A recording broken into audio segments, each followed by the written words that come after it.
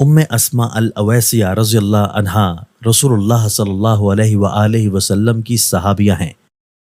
ماتی ہیں کہ رسول اللہ صلی اللہ علیہ وآلہ وسلم نے ارشاد فرمایا، کوئی مسلمان جب کوئی گناہ کرتا ہے تو گناہ لکھنے والا فرشتہ 3 گھنٹے انتظار کرتا ہے۔ اگر بندہ ان لمحات میں اس گناہ سے توبہ کر لے تو وہ گناہ نہیں لکھا جائے گا اور اس کو اس گناہ کی وجہ سے قیامت کے دن عذاب بھی نہیں دیا جائے گا۔ حضرت عبداللہ بن عباس رضی اللہ عنہما فرماتے ہیں کہ نبی اکرم صلی اللہ علیہ وآلہ وسلم نے ارشاد فرمایا، بے شک اللہ تعالیٰ فرماتا ہے، تم میں سے جو شخص یہ جانتا ہے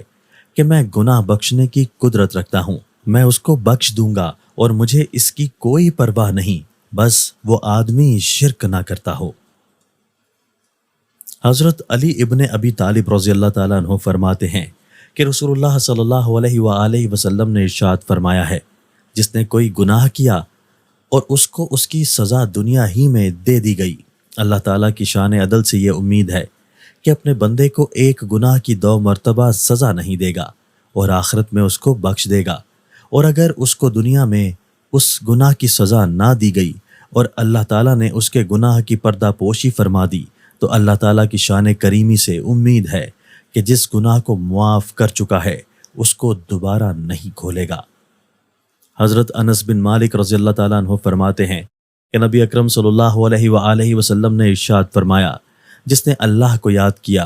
اور اس کی آنکھ سے اللہ کے خوف سے آنسو نکل کر زمین تک آ گئے، اللہ تعالیٰ اس کو قیامت کے دن عذاب نہیں دے گا۔